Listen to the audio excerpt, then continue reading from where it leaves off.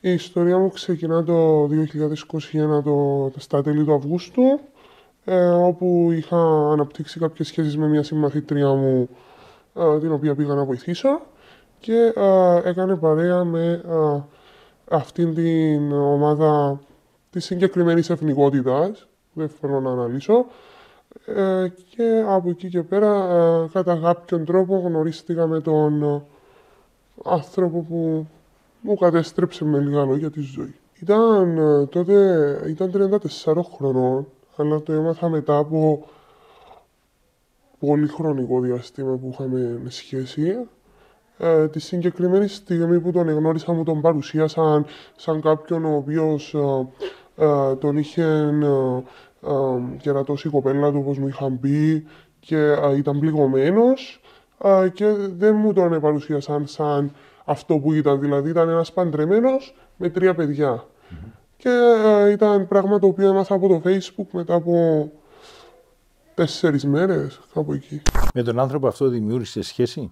Ναι. Τον εμπιστεύτηκες? Ναι, τότε τον είχα εμπιστευτεί, χωρίς να ξέρω βέβαια ποιος απάνθρωπος κρυβόταν από αυτό το πρόσωπο του πατέρα που παρουσίαζε. Δηλαδή, επειδή ήταν πιο μεγαλύτερος μου, ήταν έτσι πιο protective.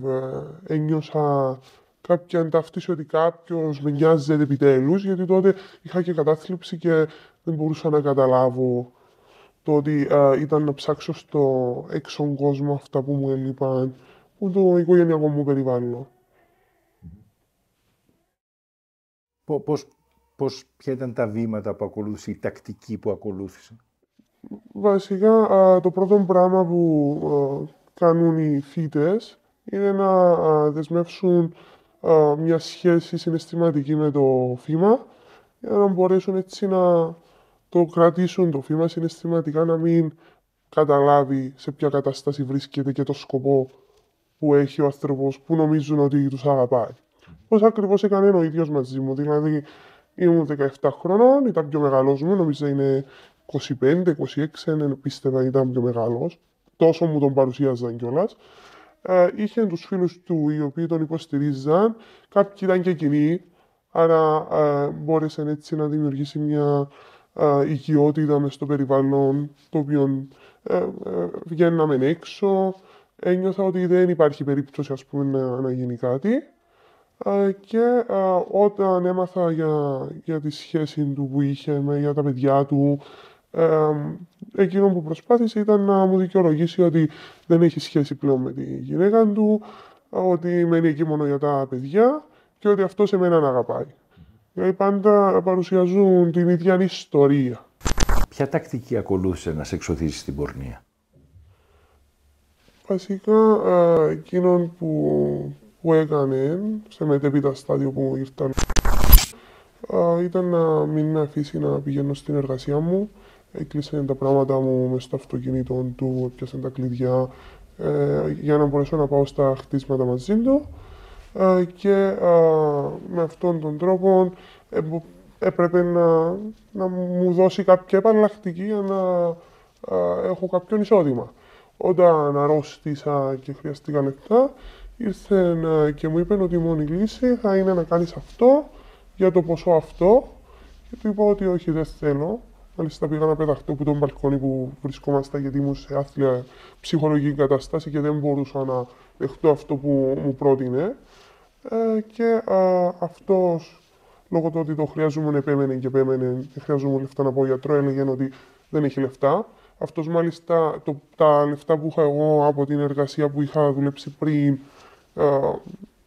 που ήμουν στο πατρικό μου, τα χρησιμοποίησε στο καζίνο και έτσι έμεινα χωρίς λεφτά, και επέμενε πάρα πολλά ώστε να με κάνει εκείνη τη νύχτα να πω εντάξει, όσο για να μην το θέλω, θα δεχτώ.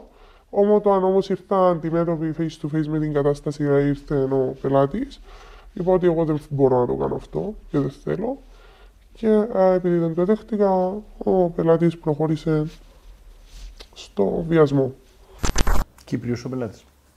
Συγγνώμη. Κύπριος ο πελάτης? Όχι, της ίδιας εθνικότητας. Ανήκουν στην ίδια ομάδα. Προσπάθησα να φύγω από αυτόν και από τους φίλους του τέλος πάντων, γιατί γενικά όλοι οι φίλοι του ήθελαν να συνάψουν ερωτικές σχέσεις μαζί μου, ως και ο αδερφός του. Σαν πελάτες. Γενικά. Δεν σαν τους πελάτη. ενδιέφερε σαν πελάτες ή όχι. Όχι, ήθελαν σχέση μαζί μου. Παράλληλοι.